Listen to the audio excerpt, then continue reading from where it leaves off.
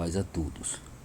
Como todos nós que vêm acompanhando o canal, já sabemos que a Bíblia é completamente simbólica. Eis aqui mais uma prova do que todo sistema religioso não entende nada do que foi escrito. Eu peço mais uma vez a sua atenção para um melhor entendimento. Agora vamos analisar a respeito da transformação da água em vinho. Observe que tudo é simbólico, desde o primeiro dia até o sétimo dia, ou seja, o sábado, que foi o dia de descanso. A água que se transforma em vinho. Essa passagem se encontra no livro de João, no capítulo 2. Estava ali a mãe do Messias. E foi também convidado o Messias com seus discípulos para o casamento. E tendo acabado o vinho, a mãe dele disse: "Eles não têm mais vinho." Então o mestre respondeu: "Mulher, o que eu tenho contigo? Ainda não é chegada a minha hora." Disse então sua mãe: "Fazei tudo quanto ele vos disser." Ora, estava ali posta 6 talhas de pedra para a purificação dos judeus, e em cada uma cabia 2 ou 3 metretas.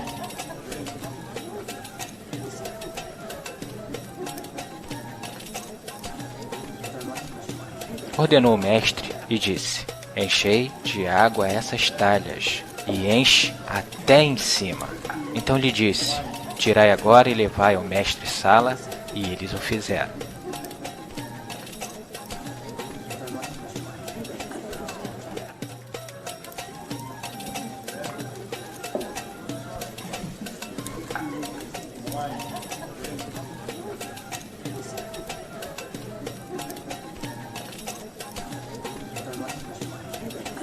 Quando o mestre-sala provou a água, que tinha se tornado em vinho, não sabendo de onde ela era, se bem que o sabiam os serventes que tinham tirado a água, chamou o mestre-sala ao noivo e disse: "Todo homem põe primeiro o vinho bom, e quando já tem bebido bem o inferior, mas tu guardaste até agora o bom vinho."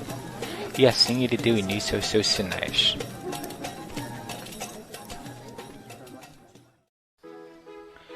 Para compreender o que ele fala, pois ele diz tudo em parábolas, vamos ver as peças desse quebra-cabeça, que são essas: a água, as 6 talhas de pedra para a purificação dos judeus, que tinham que estar completas até em cima, e o vinho.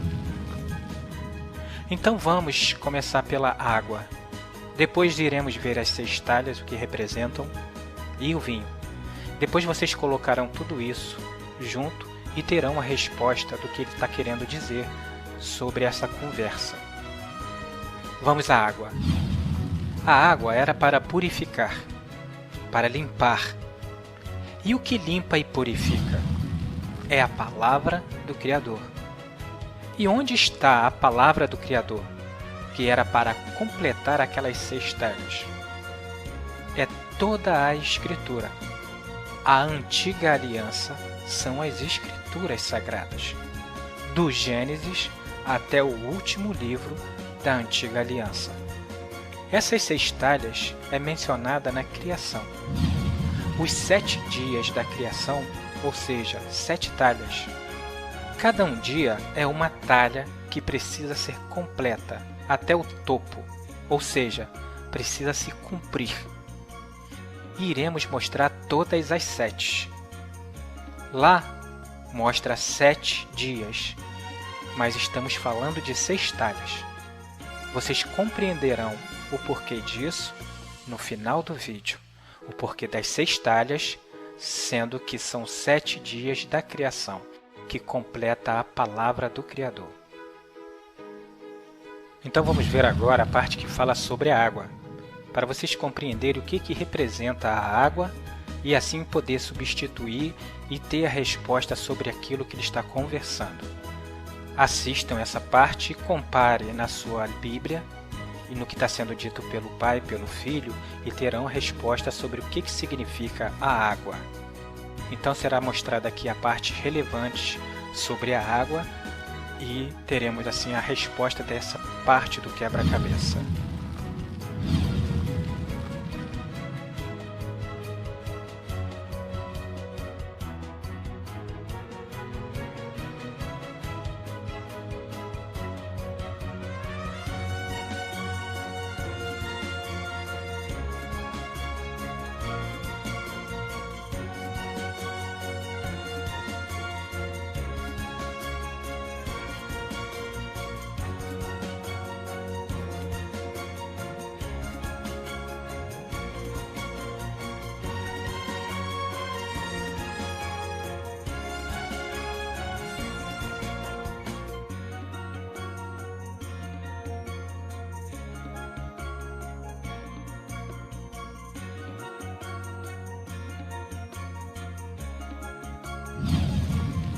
Muito bem. Se formos logo para o princípio da criação, o Criador diz o que vai fazer nos 7 dias, que é representada ali pelo que o Messias está dizendo por 6 talhas. A 7ª talha vocês vão ver e vão compreender o porquê. Vemos que no primeiro dia ele fez a luz. A luz representa o Messias. Ele é a luz, o princípio da criação. No segundo dia, ele fez o firmamento para separar as águas e águas. No terceiro dia, ele disse: reproduza a terra a erva, árvores, sementes, e cada uma coisa tem o seu significado. No quarto dia, ele fez os lumiares, sol, luas, estrelas, e cada uma também com o seu significado. No quinto dia, ele fez as muitas águas, que produzirão cardumes, aves, monstros marinhos, e se multiplicarão, cada coisa também com seu significado. No sexto dia, fez o homem. No sétimo dia, ele repousou de tudo o que tinha feito.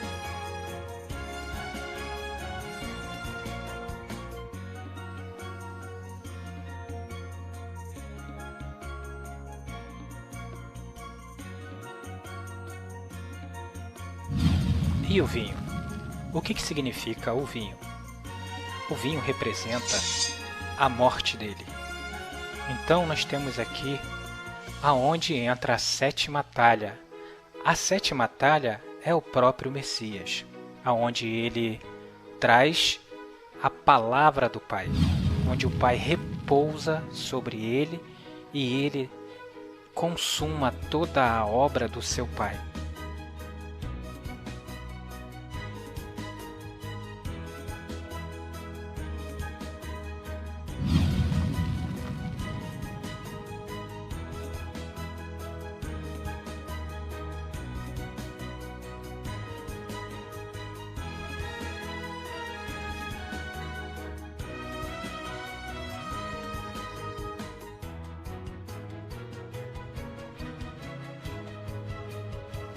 Tudo isso que foi dito pelo Pai nas 6 primeiras talhas, ou seja, nos 6 primeiros dias, se cumpririam no último dia, no 7º dia, o que é chamado de sábado.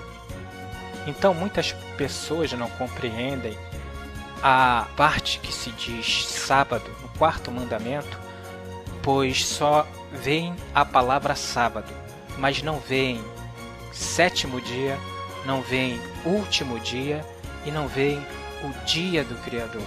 Ou seja, aquele último dia representaria a chegada do Messias, que cumpriria tudo aquilo que foi dito nas 6 primeiras talhas. Tudo que foi dito nos 6 primeiros dias teria que se cumprir em cima do Messias no último dia. Quando ele se manifestou, ele trouxe toda a palavra que seu Pai determinou nas 6 primeiras talhas, nos 6 primeiros dias. É para a gente hoje guardar tudo que foi dito naquele último dia, naquele 7º dia. Honrar o 7º dia, ou seja, honrar aquele período que ele nos ensinou e nos instruiu. Ou seja, estaremos fazendo assim a vontade do seu Pai.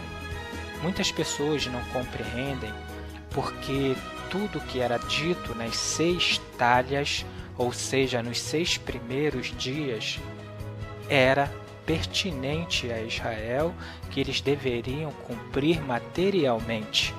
Ou seja, porque tudo aquilo era sombra do que aconteceria no último dia. Ou seja, o que era dito e mostrado nos 6 primeiros dias aconteceria espiritualmente com o Messias. E foi tudo o que aconteceu. Então, se do primeiro até o 6º dia era dito que havia um cordeiro que morrer pelo pecado dos homens, então aconteceu no 7º dia. Se no primeiro dia é dito haja luz, no último dia, quando o Messias se manifestou, ele mesmo disse: eu sou a luz do mundo. Enquanto estou no mundo, eu sou a luz do mundo. Se vê na parte do Apocalipse, está dizendo: eu sou o princípio da criação. O princípio da criação é a luz. Ou seja, você vê todas as 6 talhas se cumprindo na última.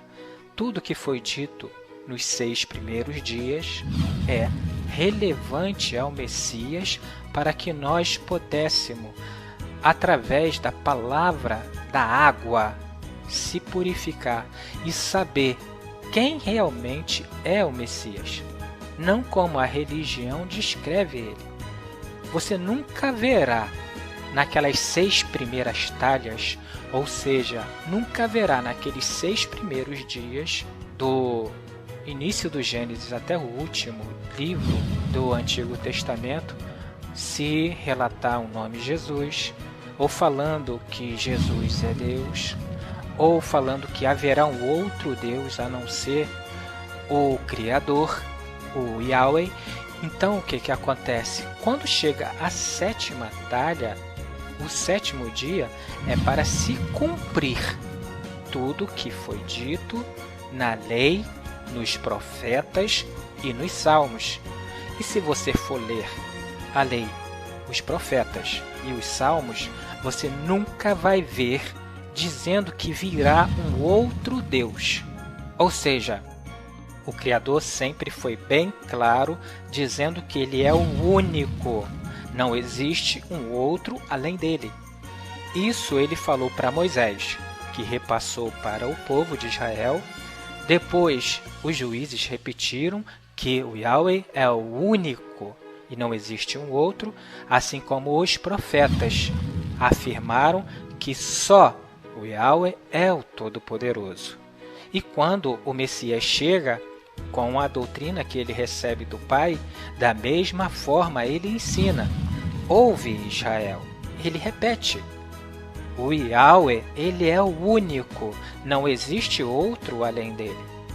Assim, com a sua doutrina, a sua palavra, ele deixa bem focalizado que só ao Pai dele que nós adoraremos, e só ao Pai dele que nós prestaremos culto, porque adoração e culto só se presta ao Todo-Poderoso, ao Criador.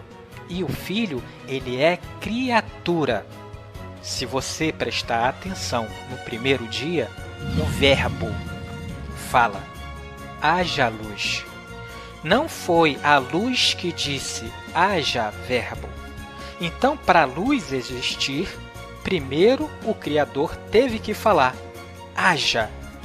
É o poder do Criador criando a luz. Então, ali no primeiro dia é criado o Messias, o Filho. Foi a primeira criatura feita pelo Pai. E foi a última a se manifestar dentro desses 7 dias da criação.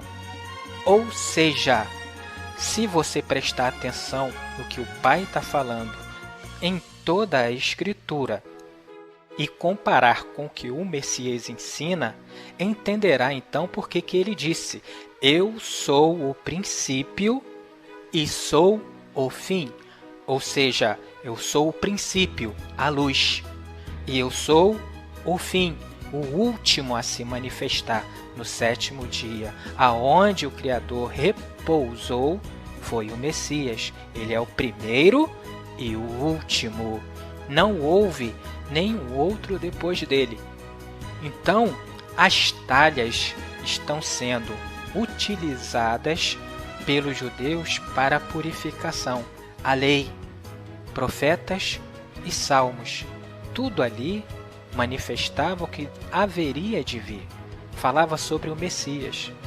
Então o Messias chegou e cumpriu toda a lei como determinava. Então, até o momento do Messias chegar, era preciso que o povo daquela época fizesse todos os rituais concernentes ao Messias. Um exemplo: se sacrificava um cordeiro pela purificação dos pecados. Aquele cordeiro representava o Messias. Logo que o Messias morreu, acabou. Porque se você quiser fazer novamente sacrifícios de cordeiro ou uma outra coisa qualquer, é como você estivesse querendo matar o Messias novamente. Aquilo era feito porque representava a ele. Da mesma forma que o 8º dia era circuncidado, a criança derramava sangue que representava a morte, o derramamento de sangue por aqueles que mataram o Messias. Vocês podem ver que não existe o 8º dia na criação, porque essa parte não pertencia ao Criador, mas sim aos homens, que levariam ele para fora da cidade, entregariam ele na mão dos homens e os homens o matariam. E se cumpre aí o 8º dia, que vem depois do 7º, onde que ele cumpre toda a obra que o Pai manda ele fazer. Ou seja, aqueles 3 anos e meio que ele passou anunciando a mensagem do seu Pai. Então, ali quando ele diz com Miriam, a sua mãe fala, acabou o vinho, ele fala o quê? O que eu tenho a ver contigo, mulher? Ainda não é chegada a minha hora. Ou seja, ele precisava ainda cumprir tudo que o pai tinha falado até chegar o momento do vinho, ou seja, a morte dele. Então, ali ele estava falando que era necessário que se enchesse primeiro todas as talhas, e quando se enchesse todas as talhas, entraria em ação a 7ª talha, que era ele mesmo, né? E ele morreria. Ou seja, o sangue, o melhor de todo o vinho, estava ali por vir. Então ficou para nós, nesses últimos dias, o melhor do vinho, né? Essa nova aliança que o Criador deixou para nós. O seu próprio Filho, ele consumará toda a obra do seu Pai. Por isso, no momento do madeiro, que ele está lá prestes a dar o último suspiro, ele diz, está tudo consumado. Ou seja, a 1ª, 2ª, 3ª, 4ª, 5ª, 6ª e a 7ª talha. Toda a palavra do Pai se cumpriu.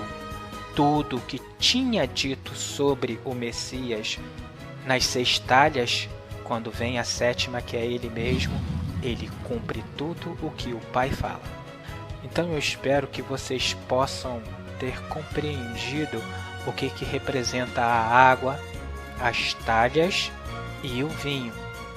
Fica aqui o meu forte abraço para cada um e o conselho para que cada um sempre tenha em mão as escrituras do nosso grande e poderoso Pai para atentar minuciosamente sobre tudo o que é dito, pois tudo é dito em parábolas e as respostas estão dentro do livro sagrado, não fora dela.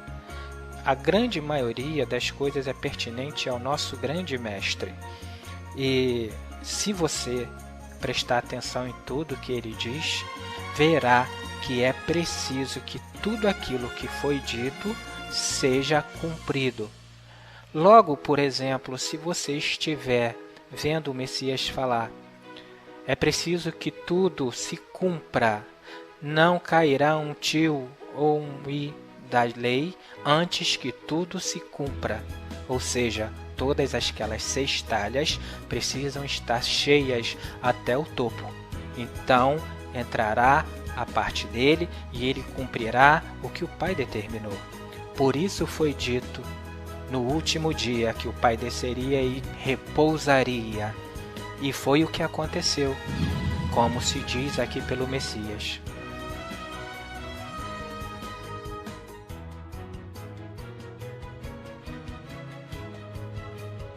O Espírito está sobre mim, pois ele me ungiu ou seja, entregou todo o entendimento a ele, para que ele passasse e consumasse o sétimo dia.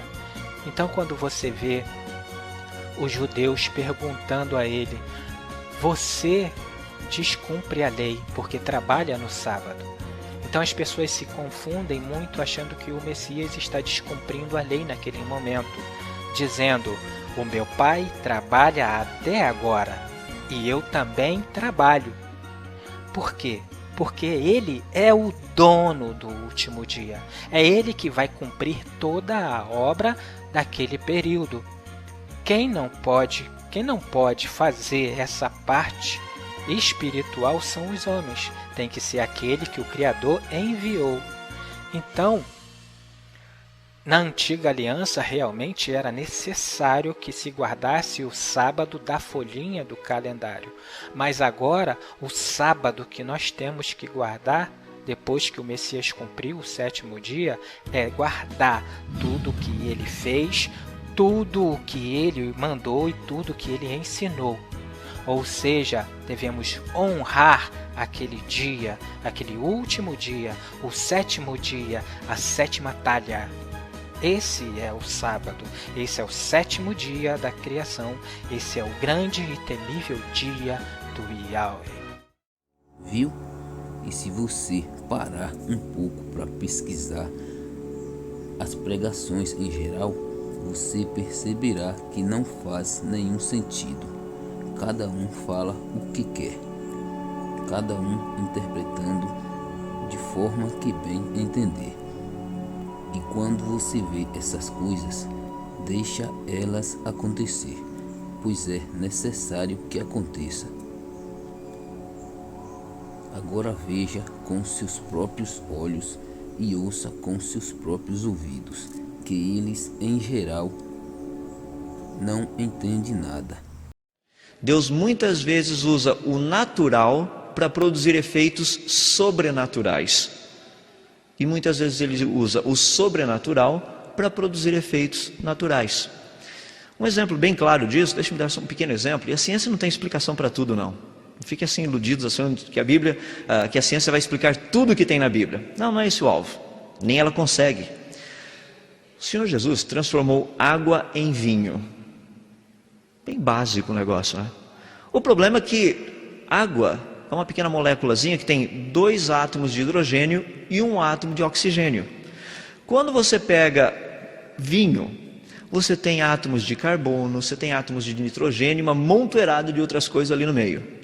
Para você transformar água em vinho, o Senhor Jesus precisou de um pequeno reator atômico com aceleração termonuclear para produzir um negocinho meio básico ali, que é o quê? Você tem que arrebentar os átomos, ou seja, você tem que pegar prótons, nêutrons e elétrons, separar esse negócio, reestruturar de novo para criar carbono e nitrogênio, porque não tinha isso na água, criar toda essa reestruturação.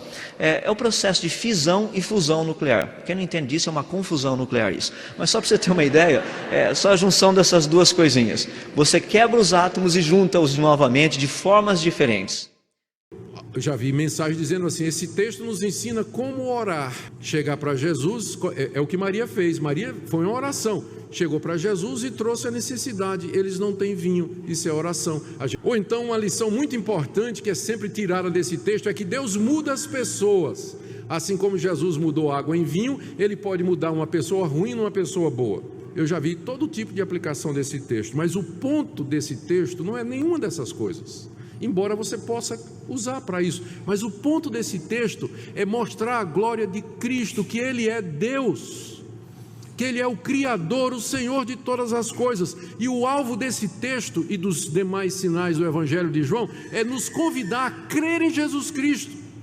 Mas se nós cremos, se você crê de todo o coração que um dia Jesus de Nazaré, numa festa, Ele transformou água em vinho pelo poder da sua palavra, a consequência é que você tem que admitir que Ele é Deus. Ele não é um enganador, um manipulador ou apenas um homem bom, mas é o próprio Deus entre nós. O primeiro milagre que Jesus realizou foi num dia de casamento, foi numa festa de casamento, quando Ele transformou a água em vinho. fiquei perguntando, meu Deus, o primeiro milagre que o Senhor faz não é a cura de um enfermo, não é a libertação de um oprimido, não é a salvação de um ser humano. O Senhor transformou água em vinho. E essa água em vinho, o que fez? Alegrou apenas os convidados daquela festa de casamento. Mais nada. Não tem mais nada. Ou fez? Qual foi o benefício que a transformação de água para vinho trouxe para o reino de Deus? Qual foi? Fala, pessoal. Houve algum benefício? Não. Aí eu fiquei pensando, meu Deus, é justo que o Senhor tenha transformado água em vinho sem beneficiar qualquer pessoa para o reino de Deus, enquanto há pessoas cujas vidas se mantêm como águas poluídas, podres, na realidade, e que, apesar de crerem em Ti, ainda continuam com a mesma qualidade de vida, a mesma vidinha miserável, mesquinha, infeliz, triste, mal-humorada. É justo isso? É justo que o Senhor tenha transformado água em vinho e não tenha transformado a vida de uma pessoa para uma nova criatura? Eu não aceito isso. Eu não aceito essa situação. A minha inteligência se nega a aceitar essa situação, mas foi o Senhor quem fez isso. Eu sei que o Senhor fez isso, mas particularmente o meu coração, diante do conhecimento que nós temos da Tua palavra, da justiça de Deus, não passa na minha cabeça uma coisa que eu não aceito. É inaceitável que Ele tenha transformado água em vinho e não tenha transformado a vida das pessoas que têm crido nele. Sejamos honestos, sim ou não? As pessoas normalmente, elas pensam que os melhores anos do casamento são os primeiros anos, porque ainda existe muito aquela paixão, né? Aquela coisa que... Lua de mel. Lua de mel. E com o tempo, assim, quando chega os 7 anos, né, 10 anos, as pessoas começam a se cansar uma das outras. Por que isso? Por que o amor se cansa, o amor esfria para muitas pessoas? A maioria dos casamentos tem sido assim. Por quê? Porque não existe esse elemento que você e a mamãe, que nós temos experimentado, que é o autor do amor, né? No nosso casamento. Ele tem o hábito de fazer as coisas melhores no final. No final. O vinho melhor é no final. O último vinho, exatamente. É o último vinho que você talvez está aí, já virou água, né? O seu vinho já virou água, acabou o vinho no seu casamento, acabou a alegria, acabou o amor. Talvez até o seu marido, a sua esposa já falou para você, não te amo mais. Quer dizer, acabou o amor. Mas como lá naquela festa de casamento acabou o vinho, só sobrou água, e Jesus pegou, então tá, põe essa água aí, enche essas talhas com água. O que ele fez? Ele transformou aquela água em um melhor vinho daquela festa. Melhor vinho. Então, ainda que só haja água sobrando na sua vida amorosa, tá uma água, tem nada, tem sabor, não tem cor, não tem gosto, tem nada. Traga isso aí. Traga essa situação que você está vivendo, essa água de vida amorosa que você tem, e deixa Deus trabalhar nela. Ele vai transformar isso no melhor vinho que você nunca jamais provou. Ainda que você ache assim, não, meu casamento tá bom. Você não sabe o que é bom. Você não sabe o que é bom, porque o que ele tem para fazer para você é muito glorioso. Você sabe que eu pensava assim, poxa, Jesus Jesus na festa de casamento transformou a água em vinho. Para quê? Poxa, só agradar os convidados e tal. Poxa, se ele transformou a água em vinho, poxa, é melhor que ele transforme a vida das pessoas, né? Mas eu não tinha esse discernimento que nós temos agora, porque a transformação da água em vinho é o que Jesus mostrou e demonstrou que faz no casamento da gente. Então eu posso dizer que nós vivíamos um casamento e hoje nós vivemos um casamento muito melhor, muito superior àquele que nós vivíamos antigamente. É porque o vinho, que a água do nosso casamento se transformou em vinho. Quer dizer, nós agora estamos experimentando um novo vinho, né? O vinho gostoso, o vinho que traz alegria, aquele vinho realmente que simboliza a alegria, o gozo de Deus. E saia dos templos religiosos depressa, enquanto você está vivo. Que toda honra e glória seja dada